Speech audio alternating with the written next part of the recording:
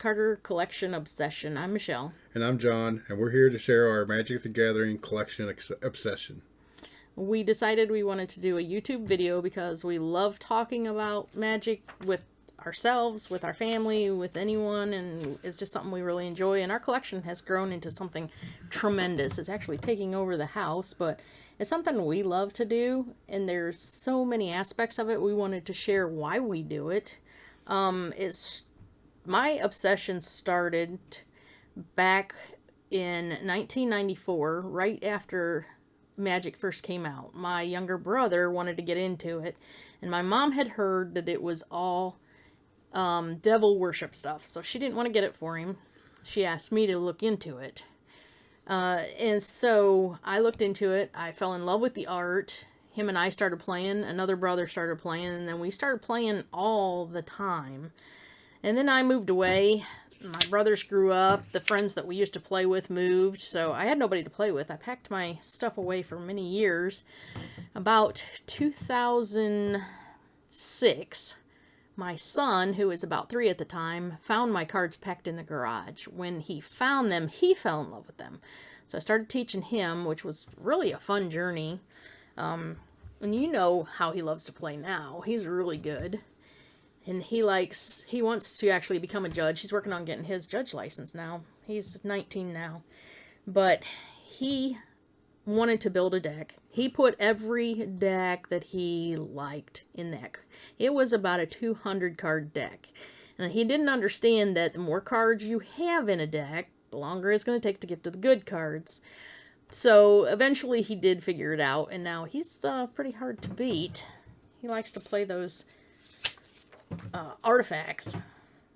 And then I met the man I would marry eventually, John, my partner on this YouTube adventure, and I sucked him in. Now, you tell your opinion on. Oh, Michelle got me to start playing the games, and we went up to her brother's, and it was an all-weekend event when we go to her brother's to play games, and I started learning how to do it and started making my own deck, and I started with an elf deck, and I can't beat his elf deck now. yeah, I got about every elf I can think of. I always try to pull them whenever I see them at the stores and get at least 4 of each card, and I always know when he's in the greens because he stalls when he's looking at cards, no matter where we're at. and I started with Thrones of Eldraine, and I put together the set, and I've put together the foil set, and I've put together the extended art set, and now I'm missing just a few cards for the extended art foil set, and a few of the pre-releases, and a few of the promos. And by few, he means under 10 of each. And It's I just incredible. about got all of that done, and well, I enjoyed doing it. Yeah, once he got into it, and we've actually only known each other 3 years, and his collection is very impressive for 3 years.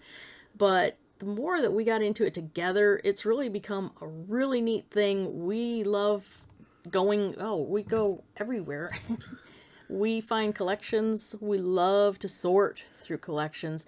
We'll get a big collection we just got one this weekend of about, 9,000 cards? Yeah.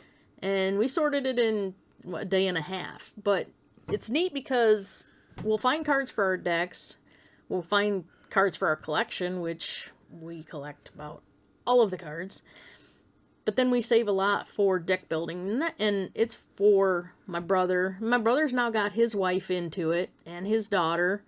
And now the 3 of us, my husband, me, and my son, we do it so that 6 of us build decks out of the cards that we buy. That's a lot of fun. And for the collection, we try to put 1 in the binder, 1 foil in the binder, and then we try to put 2 play sets of everything into the locker. Yeah, the locker's a cool story. We found this big metal cabinet out by a dumpster not far from our house. It was in nice shape. We thought we could use it for something in the garage, but we didn't take it out to the garage that night. It was raining. We brought it in the house, and it was really heavy. And It sat in there for about a week. It We sat in didn't the know what we living was going to room. do with it. And this thing is 6.5 feet tall.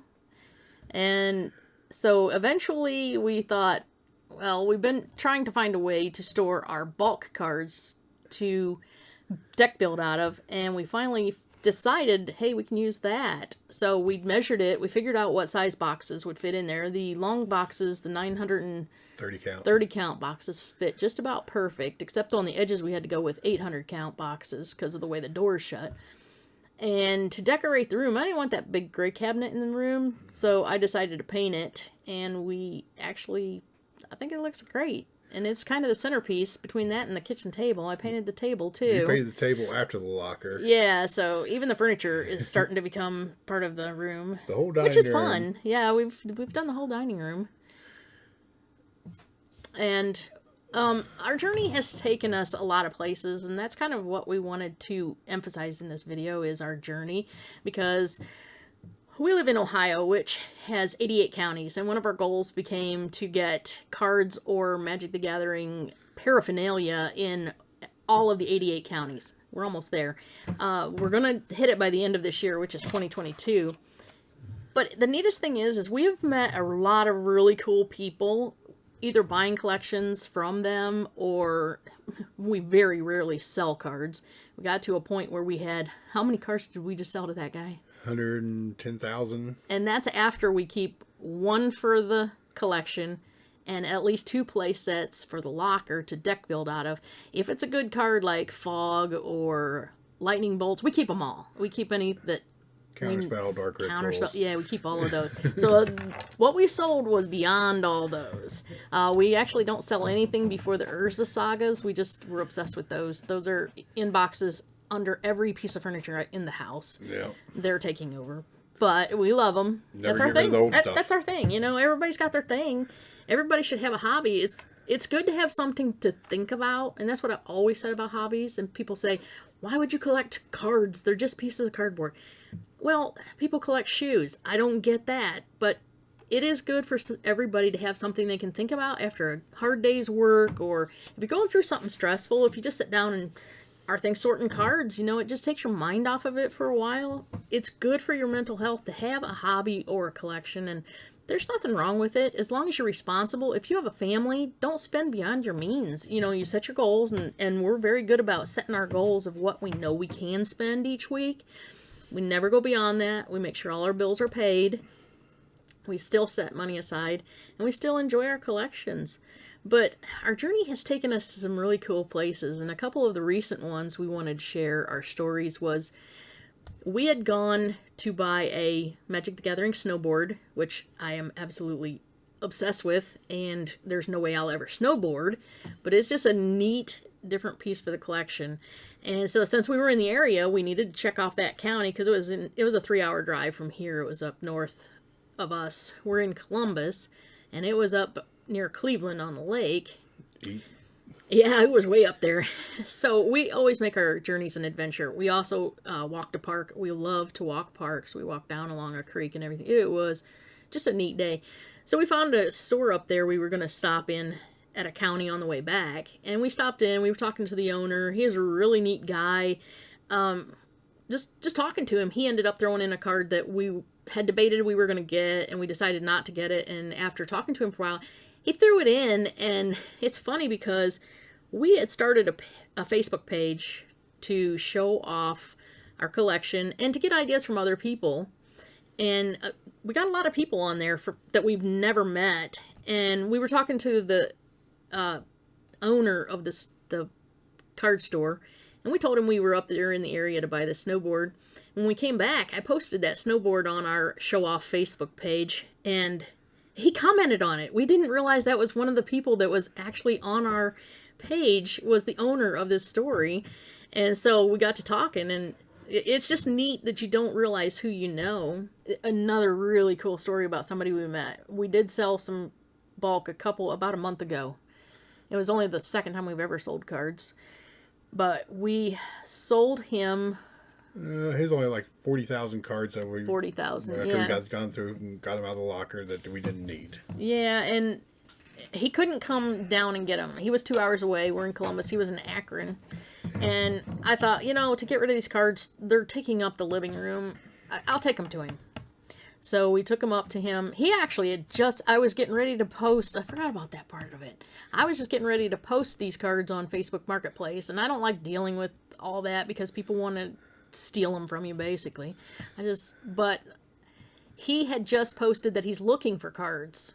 It was pretty close to what I wanted to get for him bulk. So I said I'd bring him up. We took him up there, and I was so impressed with him. He told me that he buys them, and him and his wife build decks to give to kids at local game stores and to give to people so that they can learn. And he likes teaching kids, and I was so impressed. That was neat. I hope to find him again and give him a bunch of cards. Yeah, he's a nice person. Really, really nice person. I liked him. We thought about, we're getting so many cards, so many, and it's not just cards. We have everything. We have the posters, and we have all different kinds of cards, and the dice, and store promo stuff, and there's stuff hanging from the ceilings in our room. But it would be neat to start a museum. I think that's a little beyond me. I wouldn't know how to start a museum, but we wanted to share the collection, so that's why we're doing it this way. Maybe it's a digital museum that some people can enjoy. There's really no wrong way to collect. This is how we decide to collect. We collect everything. We talk about, we said we always make it fun. That's the most important thing, to make it fun for us, both of us. Yeah. And one thing, I don't know if John wanted to share this, but I'm going to share it anyhow. Because we were new to each other and we came into this relationship with some baggage, like everybody does in a new relationship, there were some tough times, but we always found that if we started talking about magic, that it would calm us down and we could get through really anything. So we actually made a pact that when we were in a fight, we would say Fabled Passage. Because it's a card that we just like and it's beautiful. And so we say Fabled Passage, and that is the key word to the other one. You know, let's talk about magic. We'll figure out what's going on later, but we need to calm down and back off on whatever we're talking about. It's been great. We have actually, I don't think we've really had a real fight since we figured that out. No. It's our happy place when you're in a bad mood or whatever. Find your happy place. This is ours. We love it. Yeah, we can talk about it anyway. And we do. We talk about it every day. But we're doing this opinion. This is our opinion and how we like to collect. We're not telling anybody how to collect. We just want to share our collection. Everybody's opinion is okay. It doesn't mean it's right or wrong. This is what works for us. We love looking at other people's collections. Yeah. Yeah, we go on YouTube a lot and look at all kinds of different opinions and how people collect and what they collect. It's just fun to see other people's opinions. I love it. When we saw the people that had the dice that one time and how they had those displayed. Oh, yeah. There was somebody on we're on a lot of, mostly Ohio Facebook pages for Magic. There was somebody that posted a picture of his dice collection. I was so impressed. It was just beautifully done. He had them framed and... every one of them. Yeah, he had every one of the spin down dice. So I asked him if we could share that on our show off page, and he was pretty impressed that we wanted to. It was worth sharing. Yeah. And I love when people take the time to share their stuff on Facebook. I will always try to make a comment because it's something they're passionate about and they want to share it. There's no reason. They want to show it off. Yeah. They're proud of it. There's no reason to say anything negative about it. How anybody does their collection doesn't make it wrong or right. It's right for them, and that's all that counts. And if they want to share it with you, then you should be privileged.